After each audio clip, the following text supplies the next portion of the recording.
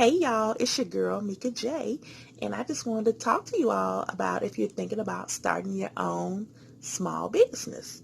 Primarily boutiques, if you want to sell hair, if you want to sell lashes, if you want to sell jewelry, things of that nature. So if this is your first time tuning in, my name is Mika J. I'm an entrepreneur. I have an online boutique called Explicit Boutique, basically selling accessories and brand name cosmetics and anything of the latest trends of sorts. So I can be found on Facebook, Explicit Boutique 2, and I'm also on Instagram, Explicit_Boutique. So that's me, Mika J. So I am, by day, I'm a counselor, and I'm also an entrepreneur. So I basically got my start being an entrepreneur. So I always had a side hustle because, social work, it doesn't really pay that good. So I always had to have a second job. So, which basically revolved around retail. I worked at Macy's, worked at other little stores, worked at, the mall throughout, various stores.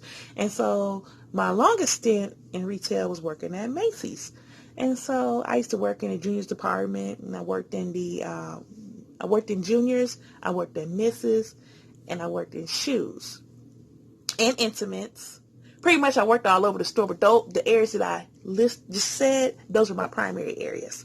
And so I kind of got the idea of going into my own business because I used to hate folding shirts. For some reason, I hated folding shirts because, they have to be perfect and, with the sleeves underneath and, and then you put them on the table, and as soon as you stack them up neatly, here comes somebody going through them, and then they don't put them back. But anyway, when I'll be folding them shirts, I'm thinking, I'm kind of learning, kind of like learning the business a little bit, like the setup, like how to display things and how to, to coordinate things. And then so I remember it wasn't my job, but I kind of made it my job, like dressing the mannequins. So they had floor setups for that. And so if I'm working the register and, I have some downtime, I turn around and look, just be bored after I done hung up everything and, did stuff. So I look at the mannequin. So if I didn't like what the mannequin had on, I would change that stuff myself. And so then sometimes it wouldn't even go, it'd be unnoticed. And then sometimes the people will be like, who changed this or who changed that? So they finally figured it. I never would say anything at first because I thought I was going to get in trouble, but I just couldn't help myself. And so finally they figured out it was me. But after a while, they were like, Mika, stop messing with the displays. And then eventually they just quit saying stuff, just let me do it, So I started dressing up the little mannequins and stuff and, But anyway, okay, so I'm going to get back to how, if you're thinking about starting your small business, like I said, primarily like little small boutiques, if you want to sell hair, if you want to sell lashes, you want to sell jewelry, things of that sort. So first of all, just narrow down what you want to sell, knowing your audience, of course, your consumers, like where do they shop? What do they use? What do they wear? You have to know those things. And of course, doing your research, Googling, Google, And then once you do that, you find vendors. And another site I would suggest is Aliexpress. That's a nice little way to get started, until you get everything worked out as far as your tax ID and all that. Because a lot of these little vendors, you can't even shop with unless you got a tax ID. And you have to go through, like, the first thing you would have to do is go get an EIN number, go to the IRS website, But once you get that, be prepared to start paying taxes once you get that EIN number. And that's the first step. Before you have to do that before you can do anything. Once you get your EIN number, of course, you get, of course, when you get your EIN number, the name of your business is already on there. So, of course, you got to have an idea what you're going to name your business before you can even get the EIN number. So that's kind of like a social security number for your business. And then once you get that, then you just go to your like state tax ID site, state tax site, and then go from there as far as like getting your tax ID, because you got to put all that information in and stuff. But anyway, like I said, do your research, and once you find your vendors, start off with a little site like Aliexpress.com, and they got thousands of vendors on there, and they're based out of Asia, and choosing the right vendor is important. So if you want to sell lashes or hair or something, make sure that your hair is good quality. I'm not really like a hair person, a hair vendor or anything, so I can't really tell you what to expect with hair. I think I was told anything 10A and above was good. So just find those vendors or whatever. Well, you know bad hair when you see it. So order you some hair first and, like wash it and play with it. And even your lashes, get you some lashes and play with them, put them on, whatever. If you like how they hold up, if you like how the hair holds up, then most likely that's probably a pretty decent vendor. Then you can go ahead and order more. But just start out with like a small order at first. You can start a business with $50, or less. You could take $10 and order some eyelashes and see how they are, And of course, you got to ask yourself, is this something that you would wear or use yourself, And, one thing too, consumers, they want to look like the person that they're buying from. So if you're not the type of person that's really into makeup, into hair, into clothes, into fashion, what makes you think people are going to be comfortable shopping with you? I'm not saying that they won't, but people at least want to have an idea of, if I purchase something from you, I know it's fresh. I know you just not selling it to me, just to get my money. They want to be able to trust you. So keep that in mind, or if you're not the person that is, into all of that, but you still want to sell it, hide behind the scenes and have someone else working for you. Use your friend or your cousin, your niece, your daughter, whatever, or your son or whomever, to kind of market for you, advertise for you. You don't have to do anything if you don't feel comfortable doing it. Find somebody to do it for you. So, of course, having a gimmick, people love to feel like they're getting something for nothing, where people feel like they're getting a deal, 3 for $20, 2 for $200, just anything, something like that, where people feel like they're getting a deal. And, of course, start small with your inventory if this is your first time. Like I said, the little site like Aliexpress, just order a few little things, just see how they do. And then keep in mind, when you order from sites like that, it's going to take a while for your order to get here because it's coming from Asia and they got to go through all the customs and all that, and gets, sometimes stuff gets lost in the postage, the USPS system,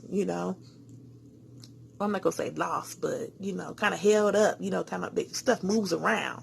So sometimes by yourself, it's going to take on the average 6 weeks at least to get your orders. Sometimes you can get stuff in 3 weeks, but kind of expect 6 to 8 weeks, honestly, So think about how your budget's going to be, how much you're willing to spend, getting business cards, buying shopping bags, little stuff like that, buying a square reader, that's the thing that reads your credit cards, because most people don't carry cash.